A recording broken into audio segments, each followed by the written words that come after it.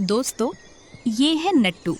ये सिर्फ दिखने में ही नहीं, सचमुच में बहुत भोला है। नट्टू एक बार घूमते फिरते एक चाय की दुकान पर चला जाता है।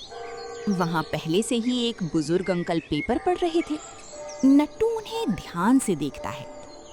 ये आपने क्या पहना है? क्या आप इससे पढ़ते हैं?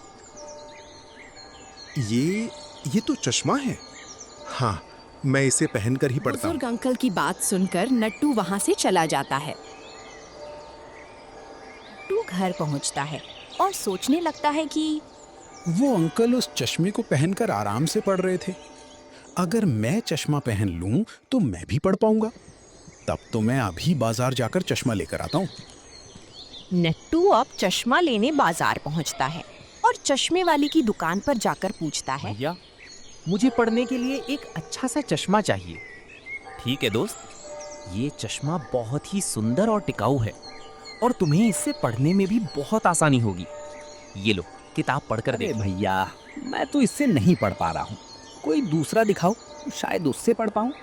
कोई बात नहीं, ये दूसरा चश्मा लो, इससे तो तुम जरूर पढ़ पाओगे। नहीं, अरे मैं तो इस चश्मे से भी नहीं पढ़ पा रहा हूँ। क्या आपकी दुकान में ऐसा चश्मा नहीं है जिससे पढ़ना आ जाए? पढ़ना आ जाए? क्या तुम अनपढ़ हो? हाँ, मुझे पढ़ना नहीं आता है, इसीलिए तो चश्मा लेने आया हूँ, ताकि मैं भी पढ़ना सीख जाऊँ। मैंने लोगों को देखा है, वे चश्मा लगाकर पढ़ते हैं। चश्मे वाला नट्टू की बात सुनकर समझ जाता है कि नट्टू भोला है।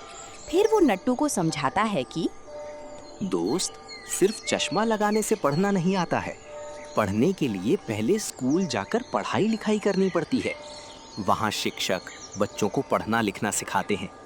अगर तुम्हें पढ़ना सीखना है तो तुम्हें भी किसी शिक्षक से सीखना होगा, तभी तुम पढ़ पाओगे। सीखने के बाद तो तुम बिना चश्मे के भी पढ़ पाओगे। नट्टू चश्मे वाले की बात समझ जाता है और अपनी भूल को समझता है। भैया, आपने तो मेरी सारी परेशानी को समझ लिया। आपने जो बताया है मैं वैसा ही करूँगा। मैं भी अब किसी शिक्षक से पढ़ना लिखना सीखूंगा।